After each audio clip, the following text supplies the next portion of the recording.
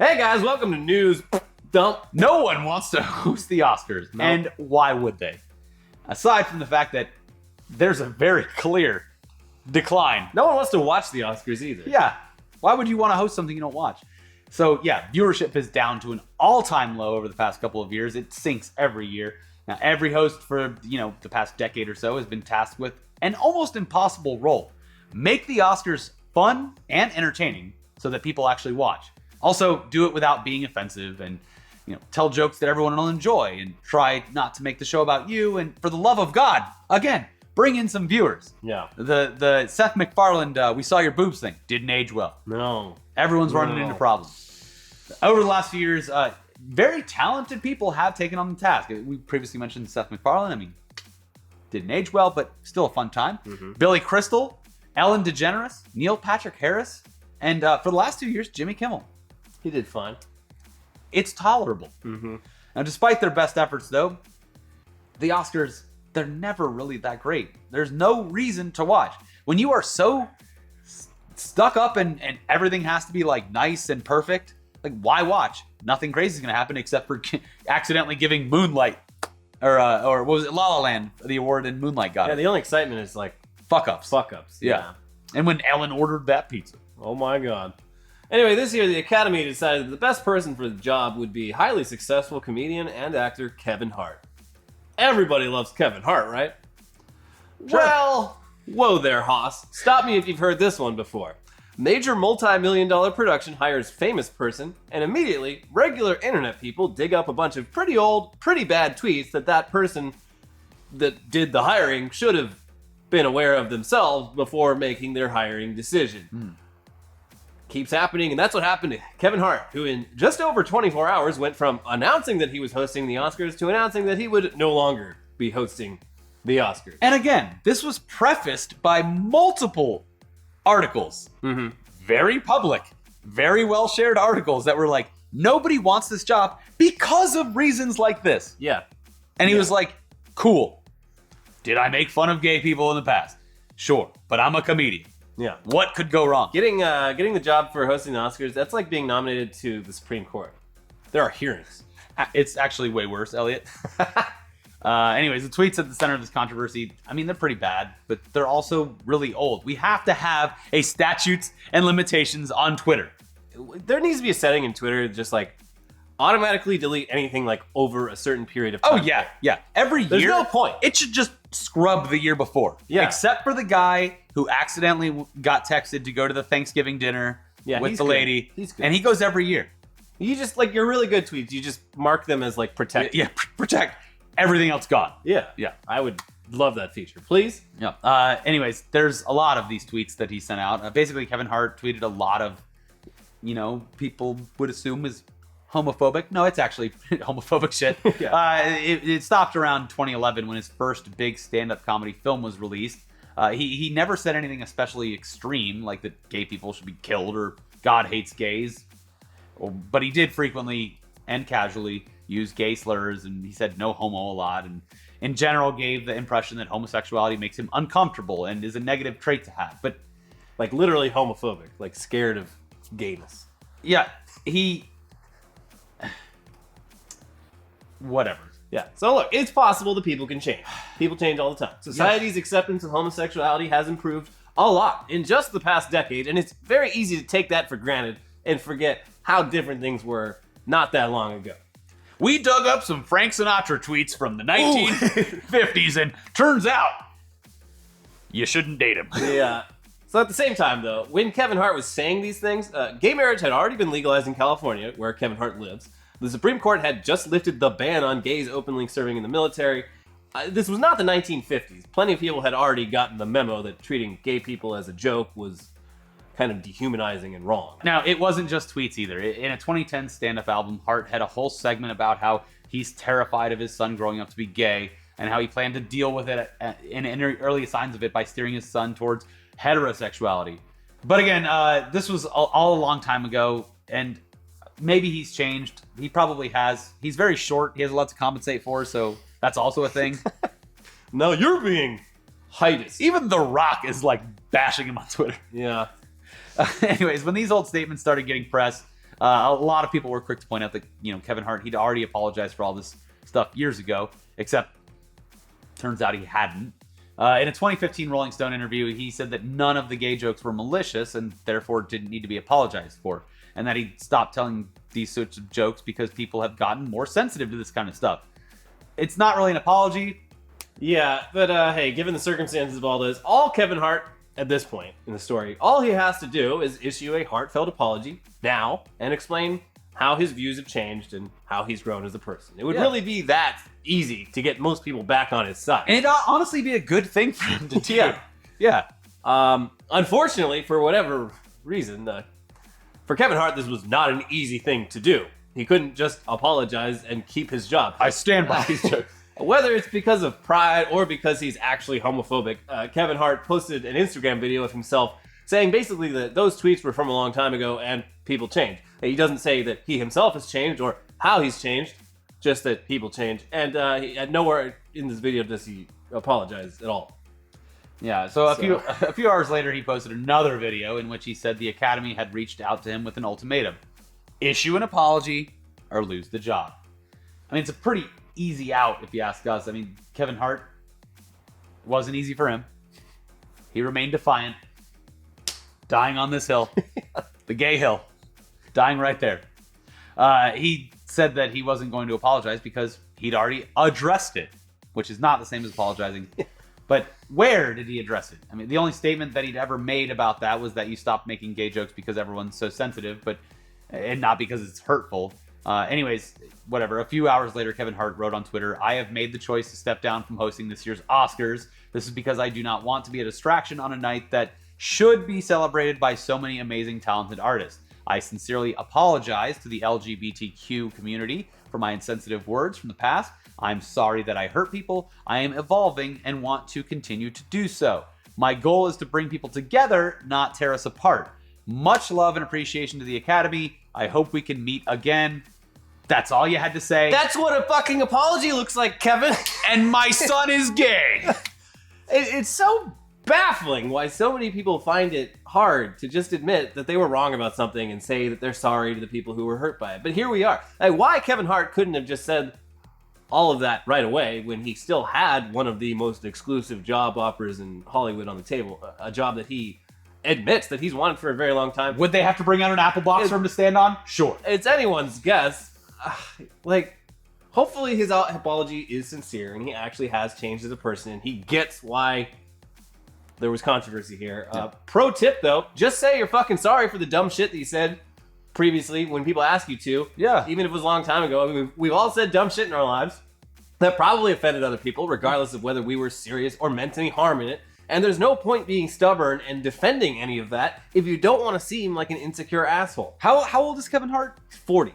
Ooh, that's a bit rougher. Yeah. Because there's I would say a 23, 24 time, where you should just slice that part of your life off. Yeah, no, I mean, unless you're actually causing harm. He made these jokes when he was 28, 29. That's still kind of old enough to not make a gay joke. Probably know better. That's what I'm saying. If you're 29 and make and really banking on this gay joke, it's not really well crafted. I would say for a person that's 29. If you're 18 and you're it's man, the other day in the lunchroom in high school, gay. Everyone laughed. Obama was there. He clapped. And that man's name, Albert Einstein. Yeah. Everyone had a great time. Yeah. Cool. Leave it in the past. 29 and doing it, but still, just apologize and then just say my bad. It's fine. Look, yeah, obviously, I've grown as a person. Yeah. It's that fucking easy. They even if it was that big of a deal, they would have fired him immediately. But they literally reached out and just said, "Kevin, just issue an apology so we don't have to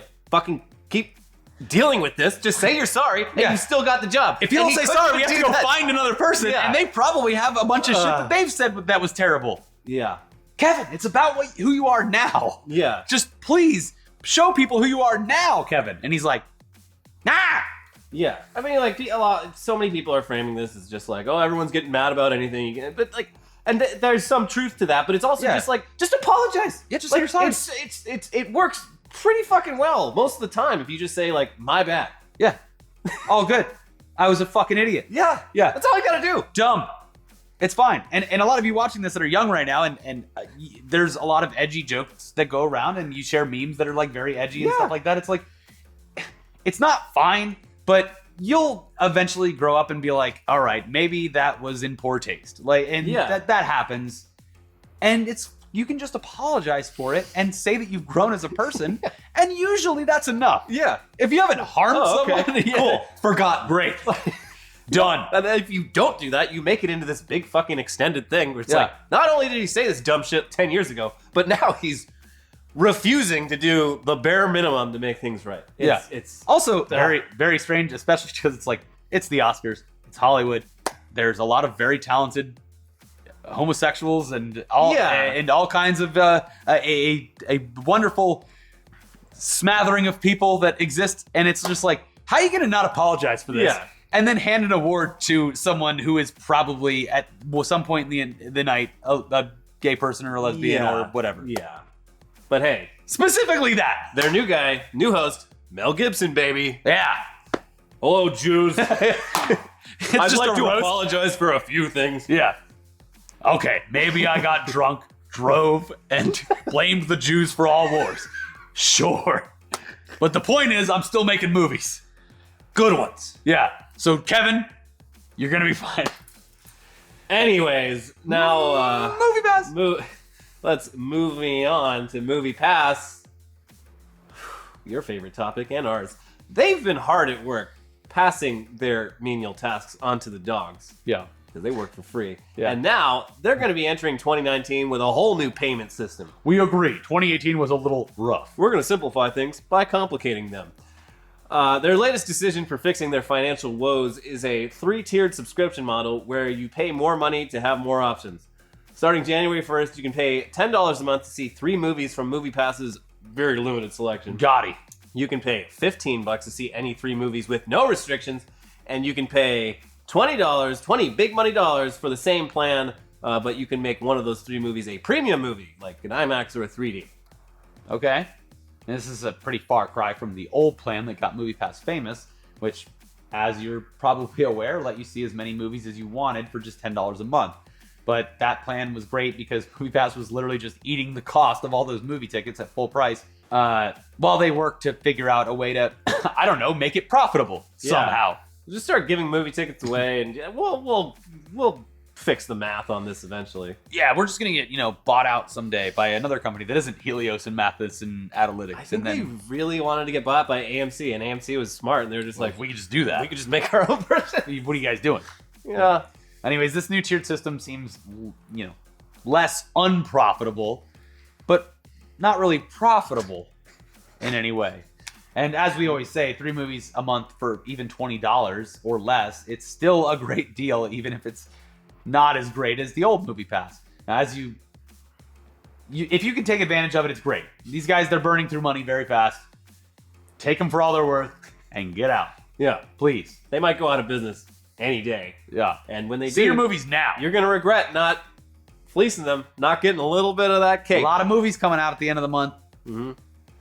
On to some Netflix news. Bum bum.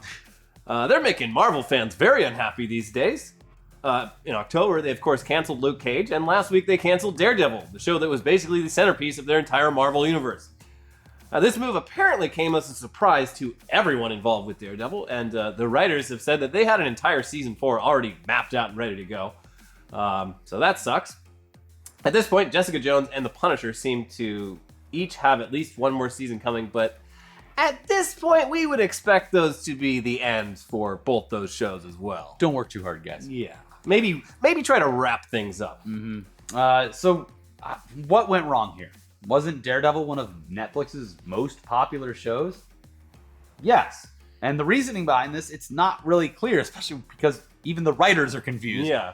But the most believable theories have to do with Marvel and Netflix soon becoming direct competitors in the streaming space.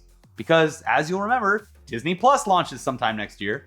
Now, on the Netflix side, they seem to only want to produce projects for which they own all the rights and therefore get to keep all the profits. And on the Disney side, they don't want shows based on their intellectual properties on other people's platforms making other people money. The dark future in which all entertainment is permanently locked behind the walls of various first-party services, It's coming very soon, and it sucks.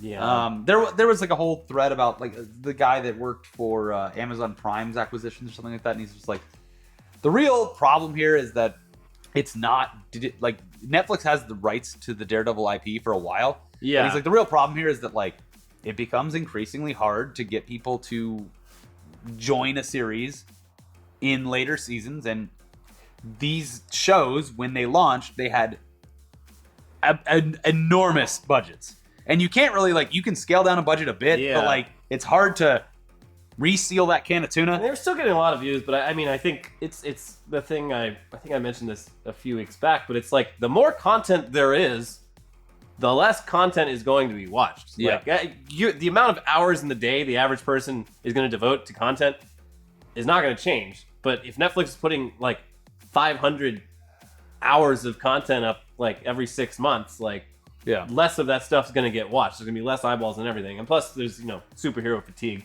In general, just like once you're done working your 80 hours a week, you come home, pull out the can opener, where's my key? Get your tuna opened up, sit down, watch our show obviously first, of course, and then you've only got a couple minutes left in the night to actually watch Daredevil. About 3 minutes of Daredevil. Yeah. Good night. Anyways, in other Netflix news, they're making a feature-length movie based on the Zach Galifianakis Funny or Die series Between Two Ferns, and they've apparently been filming it in secret for a while now. We have a lot of questions because obviously Between Two Ferns is a satirical talk show. How that transitions into a movie is anyone's guess. Yeah. But it's being directed by Scott Aukerman, or Hot Soccer Mom. Yep. Scott Aukerman. Of Comedy Bang Bang. He should host the Oscars. He should. It would be nonsense, and I'd love it. Let's go dig into his tweets and ruin it. You guys hear about the gays? Gays! Yeah, it's Scott Aukerman from Comedy Bang Bang. He also co-created the web series, and it's gonna very likely be filled with a lot of celebrity cameos. If you've seen the show before, they can get literally fucking anyone. Yeah. The Hollywood Reporter says that so far, the cast includes Peter Dinklage, David Letterman, Keanu Reeves, Ed Helms, and Bradley Cooper. And you would assume that list would keep growing. Now, again, we have no idea what this is going to be, but I'm excited. I'll carve out some time, throw away, buy a pull tab, tuna can, and make some time for this. My wife's been watching Baskets. My wife! Sorry, Scott Aukerman. His FX show. It's really good. Yeah. I'd say, Baskets. Don't sleep on it. Anyway, this week in trailers, there was obviously some Marvel stuff that dropped. You already watched. We got the first trailer for Avengers 4, which is now officially Avengers Endgame. We also got a second trailer for Captain Marvel, and both those look great.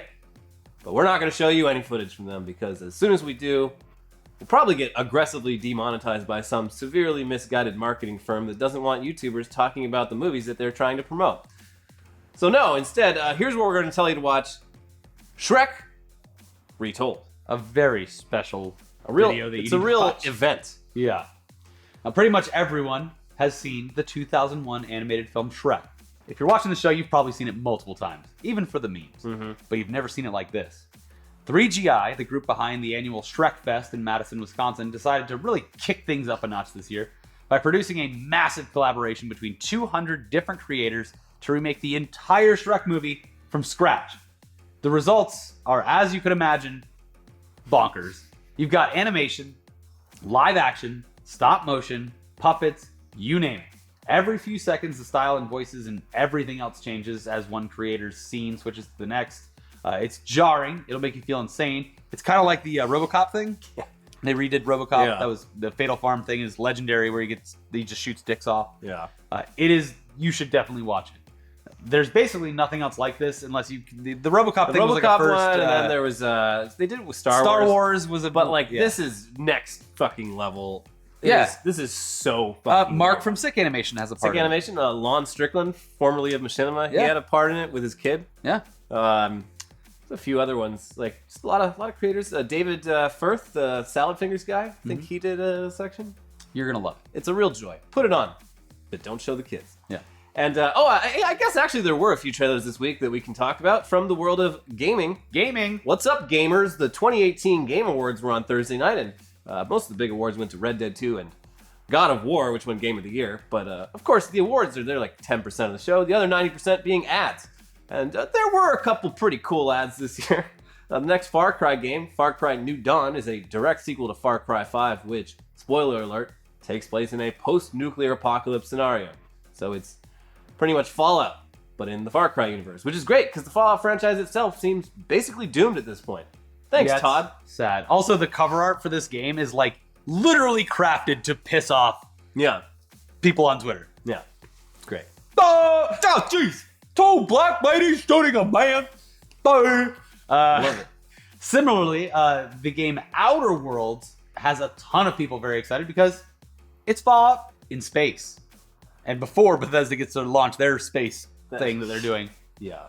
Anyways, the guys directing this game are the makers of the original Fallout games from before Bethesda bought the property. And they would give you their bags off their backs. The studio behind it is Obsidian. They were the makers of Fallout New Vegas, which is arguably the best Fallout game. So this is a match made in heaven. Like Fallout, it's a first-person action RPG that mixes futuristic and old-timey aesthetics. Now, unlike Fallout, it takes place in space and has some Borderlands vibes to it as well. It's supposed to come out sometime in 2019. Look under your seats. Is it there? No, but CSGO Battle Royale is. Surprise! Yeah. Woo! And hey, new map coming to PUBG. Anybody? No? No. Oh, maybe we shouldn't have waited 2 years. This game's coming out in 2019 at some point. So this looks fucking great. It looks like it's in the same engine too. It uses Unreal Engine. Oh, really? Yeah. So it means it'll probably run a hell of a lot better than Fallout. PC Gamer, they got to do like 15 minutes of gameplay with it, and like even just like the dialogue and like everything about it, inventory. It's like it's Fallout. They didn't have to do much to build hype for this on the coattails of the Fallout 76 drama. It's the perfect opportunity. Like, it was just like, remember NPCs? We got them. Yeah. I mean, I'm pissed off about Fallout, but it's nice that, the market, the invisible hand, is coming in to jack off all of us real gamers. Yeah. Anyways, watch other videos over here that we did this week. We had a ton of fun this week. You can watch Soulja Boy and inventing a game console. Yeah. He retweeted that video without watching it. Yeah. Because he wouldn't have if he had watched it. And we also have a brand new episode of Tech News Day. Check that out. Go to the Patreon. Last chance. We're signing and shipping tomorrow, so... Yeah, you want this Christmas card? Got to do it now. Do it now. Act now. Patreon. The link's down there. We'll see you guys next time. Bye-bye.